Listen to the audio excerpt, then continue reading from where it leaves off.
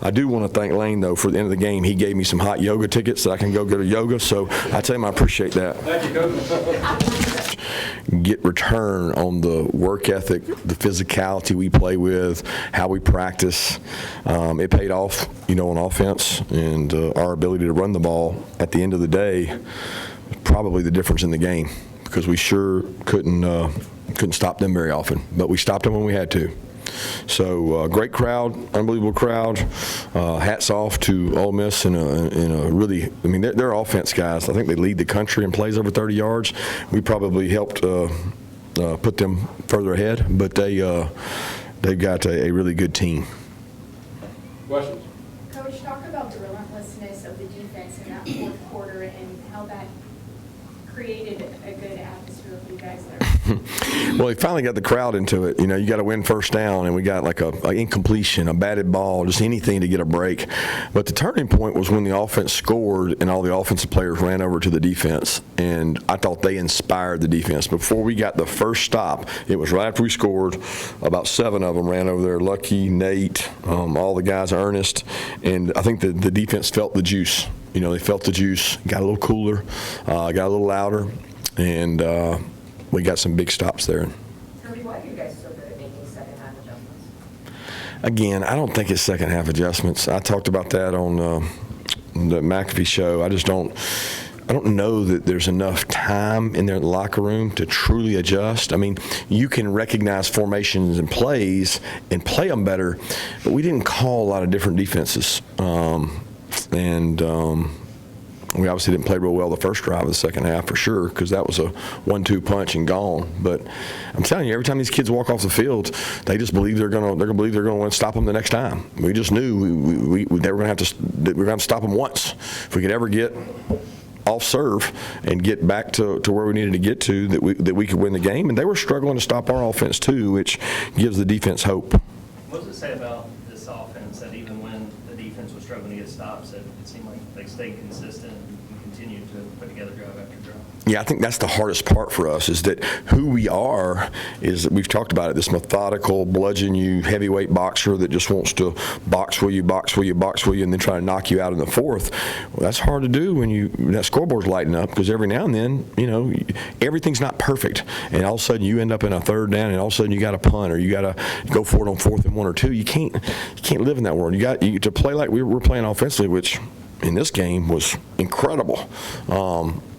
You got to get some defensive stops, and we didn't do that well. Lawson Lucky with 3 touchdowns today. Obviously, brings a lot statistically, but from a culture standpoint, what does he bring to this program? This guy, man, he speaks up in every meeting. He loves the place. His dad played here. He never complains. He doesn't gripe. He just keeps on working, man. He's got some of the best toughness in our program, never complains. And, he probably statistically wasn't having the year he wanted to have, but he never pouted. He never complained. What about Dylan Bell? That play Dylan Bell makes, probably that broke the game. It changed the field position, put us in milk mode, put us in what we're really good at, which is like 4-minute offense, chew up the clock. That play that Gunner makes and Dylan makes and Lawson's 3 touchdowns were a really big part of second half. Okay, to kind of follow on George's question with the offense, how difficult is it in this day and age to score every time you have the ball, other than the period that's to give it and play? Well, it must not be too hard, because both offenses did it. The first half, I don't think there wasn't any, right? We were all served because of field goals, I guess. Yeah. And I think maybe we had one more possession than them, because we got the ball to start the game, and we ended the half with the ball. We always talk about winning the middle 8, but we lost because we had to kick a field goal, which I didn't want to kick, and they got a touchdown within 2 plays. So, you lose that middle 8, most of the time you're going to lose the game. You play the way we play defensively, you're probably going to lose games. But, look, as bad as we played on defense, I can't sit here and tell you without watching the tape, that's a really good offense. When you go up against Lane, they have really good weapons, they got good plan, and the quarterback run element right now for them makes it really hard to defend. And seriously, did you consider going for it on the 4th and 2 or 3 near the end of the game? I wanted to, because I believe in winning the game. I believe in winning the game when you can win the game. And, they needed a touchdown. And, everybody assumes, I guarantee you analytics is going to say that I should have gone for it, because we win the game on that play. And by putting it in their hands, and everybody assumes that the field goal's made. See, that's the assumption that you've made the field goal. And we had a tough snap there that Gunner gets low, gets up, and Peyton gets it through, but you can't assume that. Like I want my offense, who's clicking, who's rolling, who's 6 for 6, who's 12 for 12 in the second half throwing. It's 4th and 2. Go win the game. I really believe in that. But what got me was the stops the defense had. You know, the stops the defense had gave me faith that whether we made the field goal or not, we could go out and stop them. And being at home and them having to go out in that environment was really hard in that 2-minute. We lived that last year at their place, trying to play 2-minute. Guys are jumping the snap count. You get great. You're getting rushed. I mean, the only time we got rushed all day was in the 2-minute. Can you remember a time that your team didn't get a stop defensively in the first half? And how frustrating was that for you not to be able to do that? I've been a part of a few. Johnny Manziel may have done that to us at A&M. I don't want to remember them, so I don't know if that's fact or not. But the problem was it wasn't that they scored every possession. It's that we were chewing up a lot of clock. So they weren't getting to score a lot. They were only getting to score a couple times. He had to have been frustrated because he wants the ball. And so here we are methodically going down the field, and he score. Plus the field position. I mean, we're giving them a head start at 35. We cannot kick the ball out of bounds, guys. The percentages of scoring from the 35 and 25 changes 10 to 15%. And you just can't be a good team and do that. For Gunner and Lawson. Kirby, more than a few players said that this is a fourth quarter team, built to be a fourth quarter team. What are you and the coaching staff doing to make that happen? And how does this team, in that regard, compare with some of the other teams you've had? Yeah, I don't know. I've always felt like we've got good fourth quarter teams. Like we've always been really a good physical, win the game in the fourth quarter team. We just have had so many leads in the fourth quarter because we've been better than everybody else. We've had this distance and this margin that the game didn't come down to one little thing. We're not. Our margins are smaller.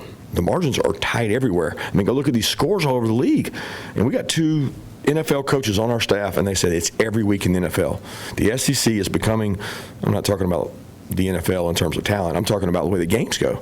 The clock management, I mean, Lane's the best in the country to me. He always has his 3 timeouts. He always can get an extra possession. He managed the clock beautifully. The clock management within that game, how he went timeout, forced us. We're 2:06. We decided to squib it because we don't want to give him a free timeout. So we burned the clock on the squib to make him not have a free timeout. I mean, it was like textbook stuff going on out there. And, if I squib that and they get it on the 40-yard line, what are y'all going to be saying? But I'm trying to get him not to have that timeout, and it worked. It worked great for us, and he managed it right. And, your question is, are we a fourth quarter team? I mean, we have to be because we're behind. We've got to find a way to play better earlier. And the theme this week was fast and free. I wanted the guys to be free from all hostage of a scoreboard. And I don't know that we. I think offensively we played that way. I don't know that we did defensively. How do you work on eliminating some of those penalties that you had in the Costco one, especially maybe during the week and the bye week? I don't know what penalties. There were a couple of PIs. Right. So how do you get a PI? That's Right. So how do you get it? You're getting in the way when they're throwing. You're playing man to man. Right. So if you play zone, you let them catch it. You play man-to-man, you might get a 2nd and 10. And right now, we're just trying to get a 2nd and 10. So, we get some stops. We won the game in man-to-man.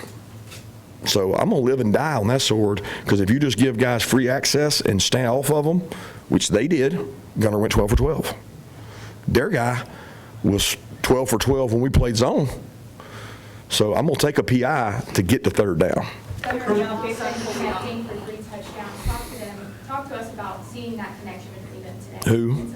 Gunner and Lawson. Yeah, they're great friends. Lawson's the one that had the quote last year in the Texas game. I said, I hope you believe in you as much as I believe in you. And they've got a great rapport with each other, and I think that helped. So I don't know if all those plays were designed for him. I know the pop pass was, the RPO was. I don't remember his 3rd one, but those are things that he made big plays when his number was called. What was it like for you in the fourth quarter, Coach? And coaching that game, what's it like for you when there's no margin for error? What's it like from the coach's perspective? Really calm. I'm an old man. I was walking around thinking about what I was going to do. I knew what I was going to do. It's like the old me would have been, running up and down the field, and does you no good. It's just make good decisions in intense moments. And make quick decisions. Live with them and go with it. I wanted to show confidence in our defense, which is hard to do right now, but we did by kicking that field goal. Did your team kind of adopt that same mentality that you have when you were calling in the fourth quarter like that?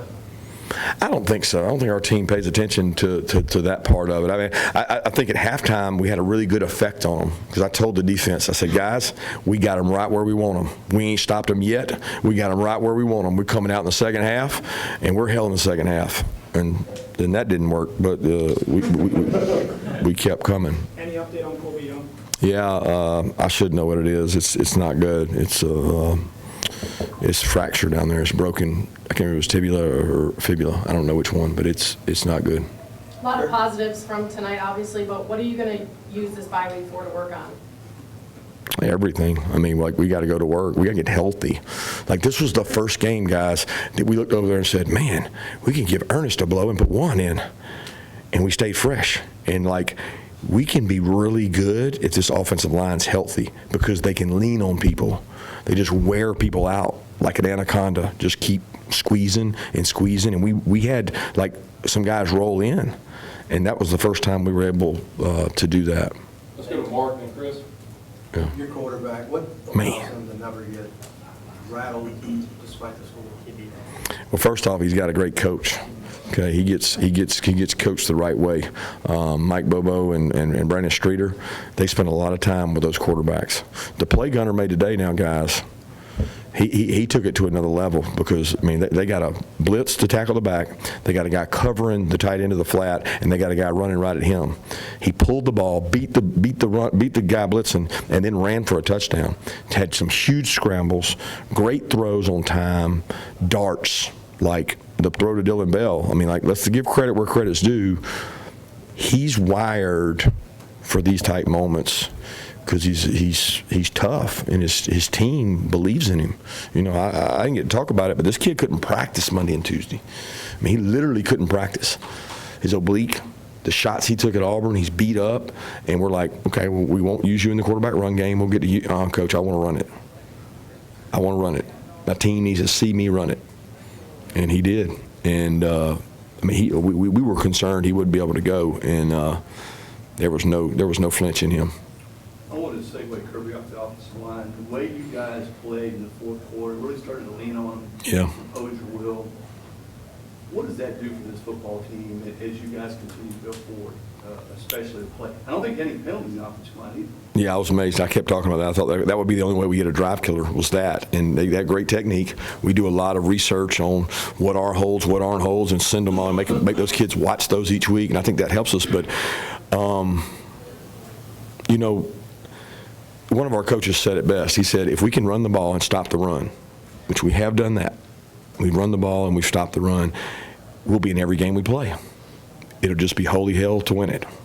And we are defining that every week. We are slowly but surely defining that. Nate was productive tonight. Just what have you seen from him really the last few weeks, ever since? More aggressive, less thinking. You know, he had some strip outs in this game last year. He's concerned about it. I thought he had some big runs.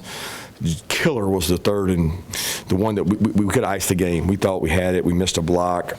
I wanted Nate to hit that and ice the game, but I think we missed a guy on that one. But I'm really impressed with what Nate's done. Coach, you talked about Gunner's toughness. How much does that wear off on his teammates? How much does the rest of the team absorb that toughness identity because their quarterback's out there playing? Oh, yeah, absolutely. The offensive line, I mean, they see it. They see how that kid plays. They want to play for him. They want to compete for him. The backs, too. The receivers, they love Gunner. I mean, Gunner's the most lovable guy because he never crosses anybody. He's just Mr. Positive, and yes, sir, Coach. Yes, sir, Coach. You can't get him to say anything. That's out for one more. You mentioned the margins right now are tighter around the league. Don't you agree? Yeah, and most coaches have said the same thing. Why do you think that is, though, from compared to 2-3 years ago? I don't know. People will say the portal. I mean, there's money everywhere, right? So everybody's, especially in our league, so it just kind of it's like sand. It just kind of levels out, you know. It just goes and it oozes and it levels out, and there's more depth. There's good players. People are going out and picking up. I mean, Arkansas can go get a quarterback like they get that keeps them in every game. I mean, like everybody's got depth in players, and I want to say it's the portal. I don't know.